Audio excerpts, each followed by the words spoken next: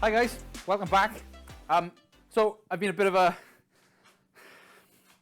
lazy idiot, let's say. I haven't been, well, I've been filming bits, but I've not really been filming everything as I do stuff. So I've done a lot of things that I've got some content for, or got some film for, some video for, and I've got other things that I've just totally done without sort of filming any of it. So it turns out now, while I'm editing the next video for you guys, I haven't got the right content to show you. So I'm just going to make it up as I go along. The next few episodes might be the same. Like I said, I've got lots of video. None of it just seems to make any sense. I know what I'd done at the time, but you know, it is what it is. This thing might be in and out a lot. So you might see in some clips that it's in the engine bay, other times that it's outside and got little bits and bobs on it. I will cover the engine at some point. Need to address something that was raised in the last episode, which was why I've got this engine here. So this engine was supposed to be a nice thick rod engine that I could replace this one with. We go back here. So yeah, I was going to replace this engine, which was the original engine in here, with, let's start again. So we had this engine and the 5-speed that is outside. That was phase one. I was going to buy that engine and that gearbox and make them together to make phase 2. However, that engine's in far better nick. This one is, for a start, is a thin rod, and if I pick it up here, down in there, it's actually corroded. The actual block is corroded, so if you see this bit here, that is actual, like, that's the block falling apart. So this is probably a bit of a dead duck, but we'll see what we can do with it. It's been useful as spares for now, but yeah, we'll do something with it, even if it means stripping it all down and rebuilding this one as a phase 3, as a forged engine or whatever. We'll do something with it. Either way, that means that back to the front, we've got this engine and the new 6-speed gearbox ready to go in the car. Now, the 6-speed conversion, I'll probably do another episode on that, or I'll come back to it a bit later on. And the rest of the engine, don't look at all the fancy bits, we'll come back to that. We'll probably do that later on. In the meantime, what I've been doing really, and the reason why I haven't been filming anything, is because I've been basically rewiring the whole car. So I've got a whole episode on the wiring and what I'm doing with the wiring and the goodies that I've got with that. And we'll get to that at some point. But in between, I've been doing lots of little bits and bobs. Things like, let's go under the car. So, under the car, you'll notice I now have an anti-roll bar. So I never used to have an anti-roll bar on here, but I've just bought some new links and the anti-roll bar's in. Next, I've redone the handbrake joiner, this thing here, to make it shorter, just because it didn't need to be that long. And third, I made this, just a little bracket to hold these cables up out of the way. Now they're nice and taut and out of the way of the prop shaft that comes here. And it also provides me something to keep the cables up out of the way of the drive shaft as well, because I think this one might have seen some action against the drive shaft at some point. But there's a lot of cable ties holding this up. It wasn't sustainable. So I just made this quick and nasty bracket, because there is nothing here to bolt it to. Absolutely nothing. So yeah, we've got that quick and nasty. I can cable tie them there or do whatever I want there when the exhaust comes back in, and we've got the valves. Something else that has changed under here is the wiring. So there's an additional piece of wiring in here. And if I spin you around and go to this block here, it never used to come off like this.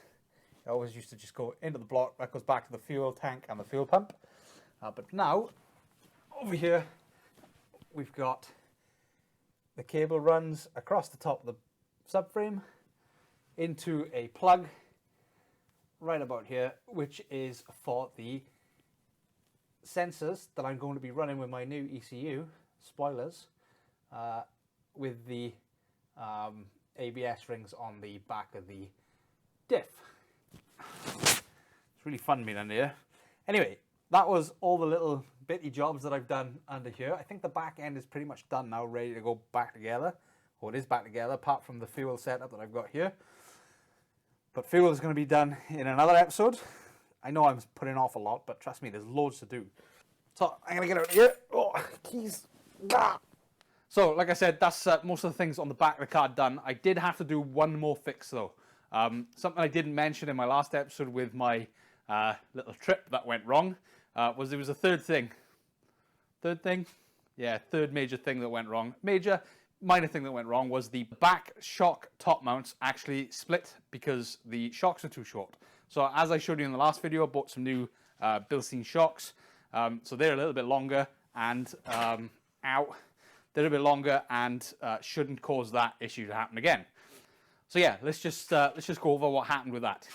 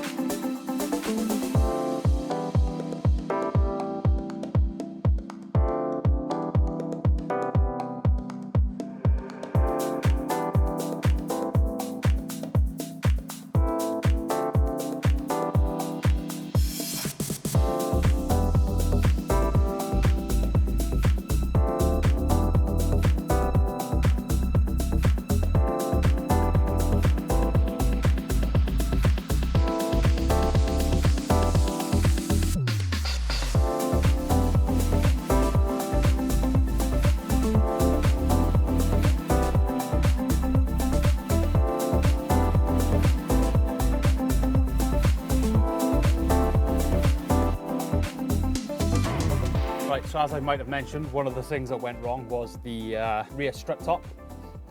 It has gone wrong before where it split down here, but that was because of my poor welding. So, no, not poor welding, I had poor penetration into the gap. So I've got this plate on the top, and then I've got a plate coming down so that this piece of sheet metal can be welded to it.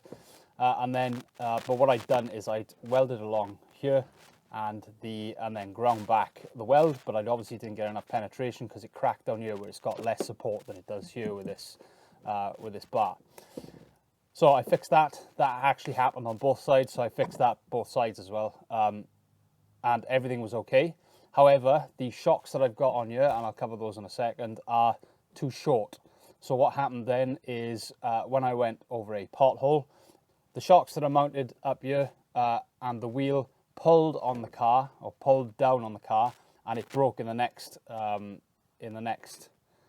available spot, which obviously now that is strengthened, it broke here, which I'll pick you up and show you now. And with that break-in, it started knocking again, and it tore this one up a bit. I've moved that up so I can clean it a bit, but yeah, it tore this a little bit as well. But I'm obviously not getting good penetration, weld penetration in there either, so that's something to try and fix this time around. Obviously, this time is a bit more difficult to do because it's actually got a big crack in the plate as well. So I think I'm just going to weld the plate back up to fix it, but because replacing it would be a bit of a nightmare. But the cause of the issue was the shocks being too short, so that when the wheel went all the way down, it wasn't actually going all the way to the end of its travel, and it was pulling the shock down with it, which was pulling the car, or pulling the top mount down with it. The result was this crack here, right by the bolt hole. So basically, you know, the weak point on the back bit here.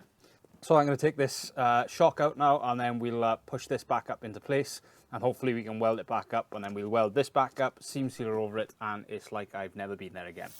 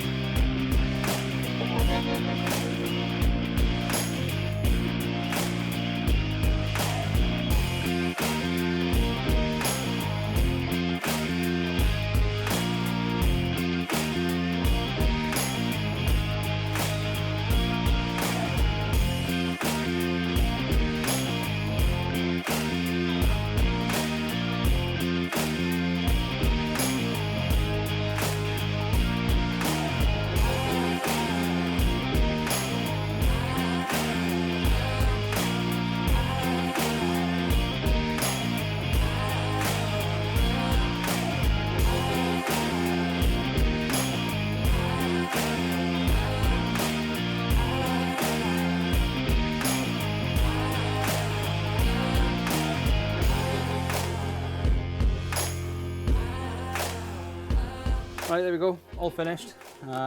Put a coat of gloss black in it as well. So that's that welded up, the seam welded up, seam sealer on it, black paint on top, red paint on the bottom, and I put the shock in now as well. And these are different shocks. These are longer shocks that actually go the full length of the wheel travel. They don't yank the yank the car down with it next time I go through a pothole. I haven't plugged the light back in because I've made this. I made this before I went to Ford Fair. It's basically something that, let me move stuff out of the way. It's basically something that, I'll get the light out of the way as well. Something that sits right about there. Obviously when the back seats are up, to hide this side off, because that side, ignore the mess, I've got carpet. This side, I can't really fit a carpet to it, so I'm putting that there instead. I will probably put a sub in this at some point, but you know, all something to do in the future. And until then, I need to make a hole in it somewhere so I can have the boot light actually, you know, shine light into the boot, because at the moment it's under there. And obviously when this is up, blocks all the light. And you'd be amazed how useful a boot light is. So yeah, that lives there like that, and actually ties the boot off quite nicely. But obviously I've got a lot of mess here at the moment because the car's in bits. So that's all the stuff on the back of the car fixed, maybe.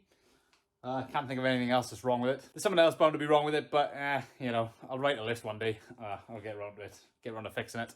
So anyway, let's just move on to fixing all of the stuff that's wrong with the front. So the steering, the front wing, the underneath, ready for the engine to go back in.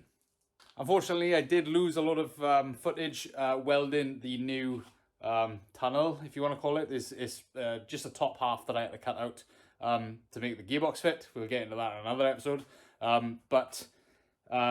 Basically, I cut out a bit of the top of the tunnel, rewelded new piece in, and just chuck some paint over it, wrap the liner, paint, red paint, colour it all same as the car, and that's the middle bit done. Then we need to fix the steering and the front wing.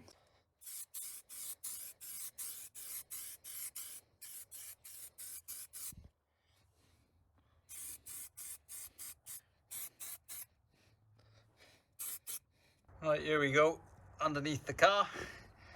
Oh, there's my new centerpiece, and it's all been wrapped and linered again as per the rest of the car. It's all dry-ish. I've left the scar, so we will forever see where the drive shaft hit the car. And a bit of overspray there, a bit too much, no big deal. Blended it in, and now I'm going to paint over this with red. Oh, bit of overspray there as well. So yeah, I'm gonna go over this with the red, and then it should look like that. All done, all painted, like I was never there, like we never had a big accident, roughly about there. So that's looking good. Much cleaner now. Looking up there, oh, much cleaner, better way of. There's a better bit of metal work. Considering that was the first piece I'd done on the car, it could have been done better, but I've learned things since then, and if I was to do it again, I'd change it up. But it's a solid tunnel. We're all good. Also, the eagle-eyed of you might have noticed I just whacked this up as well. Created this, so now instead of really struggling to get these two pipes on with the exhaust coming down here and what have you, I just made sure these stick on here, and then these go into the engine 1 and 2, roughly about there, and hopefully it should be just an easy slot the engine in, put them on, and then put the inlet on. While I'm here, might as well show you as well. I put the fuel, what's this thing called? Fuel regulator in up here, and there's my feed pipe coming out ready to go into the engine. That feed pipe to the regulator comes down there to my fuel in. So this is my fuel in from the fuel tank, or from the fuel pump, and then this is my return. And my return has a thing on that goes also on the top of the engine right about here. I got my aircon lines in. I got my wiring loom plug, so it all should just be pretty much plug and play when it's ready to go back in. Right then, let's attempt to fix. Oh, ignore the mess. I need to finish this car so I can clean this garage up. But let's attempt to fix the problem with the bottom ball joint. So, somehow, in the mess, I've actually lost my track rod arm and end. Hopefully I'll be able to put something up now to show you, but I used to have a rose joint going into this one, and a standard BMW 1 Series inner track rod from my BMW 1 Series steering rack. So now the plan is to use one of them. That is a 1 Series or a 3 Series track rod end to fit it into here. So that means I'm going to drill a hole out here for this. And I've also got to modify it a little bit by cutting this down a touch. And I've also got to cut the end off. There's a bit of cutting to do. So we're going to modify this. I'm going to take it off, modify it, make sure I can get a nut in the back end down there, so that we can pull that together tightly, and hopefully the wheel won't fall off then, or this won't fall out. This won't fall out of the pinch bolt. So that's what I'm going to do now. I'm going to get that off and then start cutting it, drill in the hole, and at least for now I can put that on while I try and find my track rod.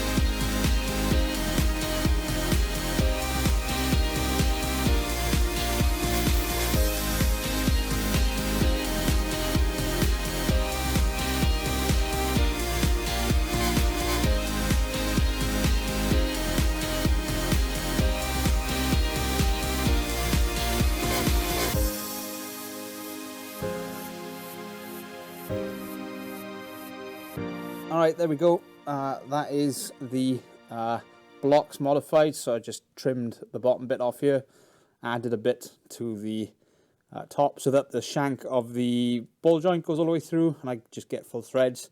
It seems to have worked out okay. Get you in closer to have a look.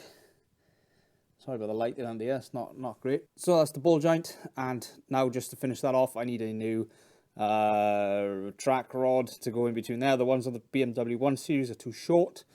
They only slightly go into the end of the track rod by about 5mm. So I've bought some Mazda MX-6 track rods, which are exactly the same, but they're about that much longer, which is ideal. Also, the other modification done to this is that nut in there. So now the pinch joint is actually being pinched on both sides. So we've got the hex head over there, the bolt head over there, sorry, the nut over there, pulls them both together, so hopefully it won't loosen up. And then it still goes into the block to stabilize the block, which allows you to steer the steering wheel. So that's that side. I've also done the other side. The other side is there. Focus. So that's both sides done. As you can see, let me get around here so you can see a bit better. This is the standard BMW 1 Series track rod, and if I line the wheel up with roughly straight-ish, just about, let's just do it like that. That is rough. That is roughly straight. well, that was the wheel roughly straight with the back of the car. And if we look at the arm, there you go. Not much to play with. So I'll just wait for the steering rods, the steering arms, the track rod arm things to come in, put them on. That's the steering all fixed, and my bottom ball joint issue fixed. Fingers crossed. Hopefully we don't have any more problems that ruin expensive pieces of bodywork. That was quite a big thing to tick off my list. Glad I've done it now, so we can move on. I'm still doing the wiring in the background, and hopefully I can get that finished soon. It has gone on it has taken me a long time to finish it. But it is what it is. Just going to tick off the jobs one by one and get through them. What shall I do next?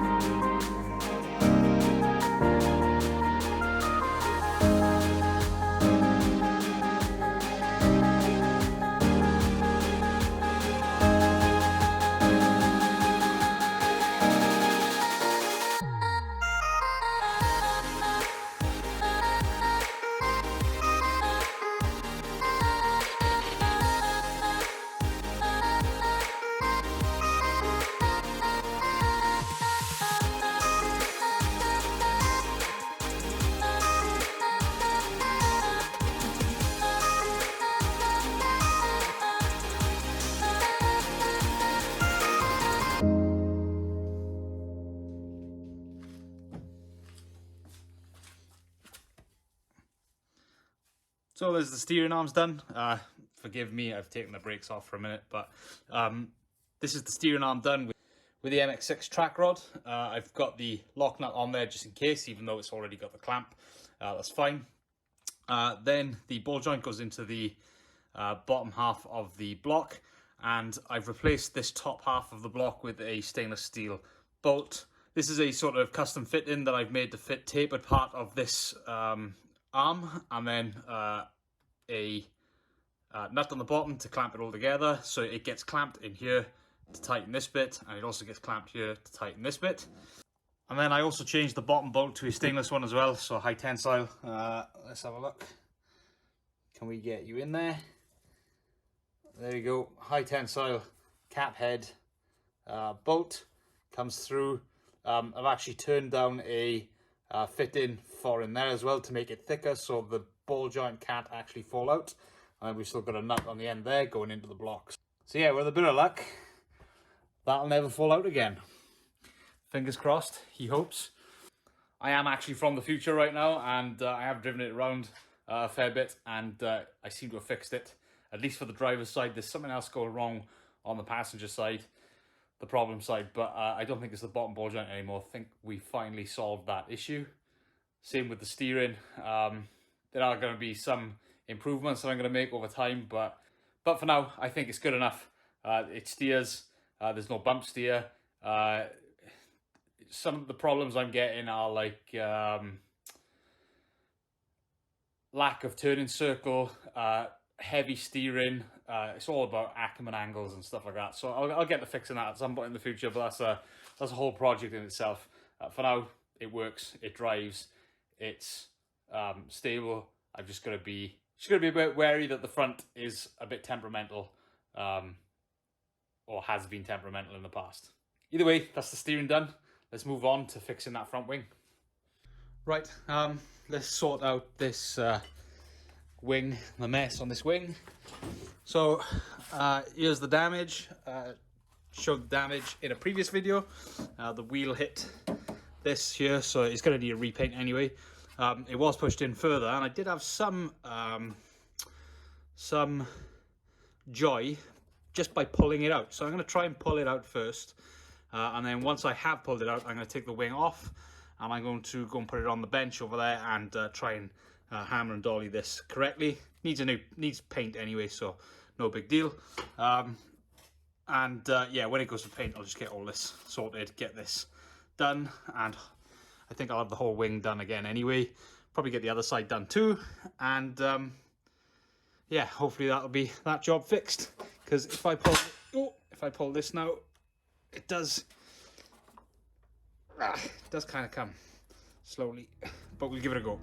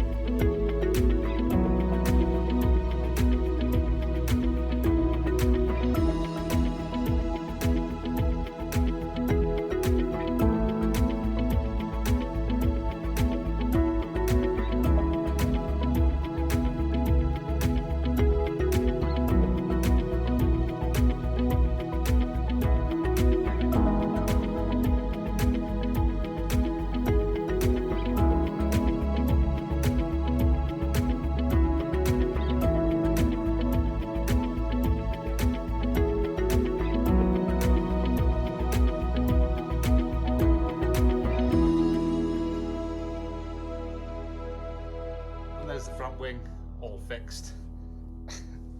So it's been painted again, done a great job on getting it color matched. I think he didn't actually paint the top, he just painted below this line.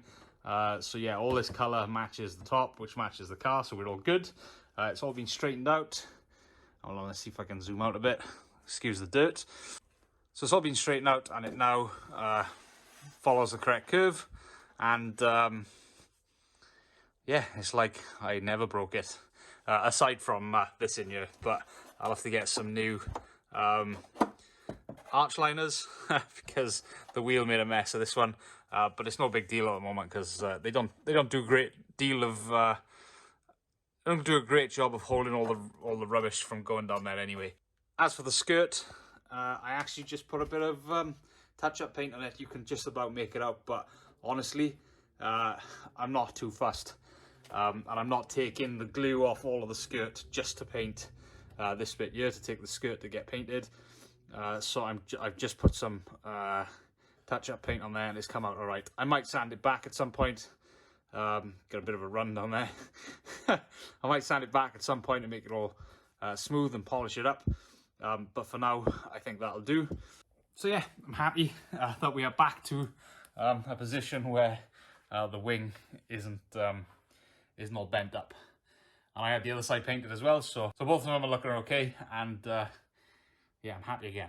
It really upset me hitting that front wing up and breaking it like that. But yeah, I suppose it's just paint at the end of the day. Hammer, dolly, grinder, welder, paint. It's like it never happened. Let's just not do it again. Right, I'm going to call it here for this episode. Done a load, fixed all the problems that we had from last year. Next episode, I'll probably go into the gearbox and upgrading the gearbox to a 6-speed. Then we'll do some wiring, get the engine started, back up and running, and then we are project finished. It's never finished. There's loads to do. Oh, and I got to show you the dash as well. The dash is cool. Hopefully you'll enjoy that. I'll get a decent video made up for that. In the meantime, sorry it's taken so long to get these videos out. Like I said, I've filmed a load. I just haven't had time to edit. Been so busy with work, and I've had a few deadlines to get the car ready. So they've all passed now. I made it. So videos, hopefully, get to them as and when I can. Post them up on YouTube, and please share them with your friends so everybody gets to see them. And yeah, thanks for watching. See you next time. Ciao.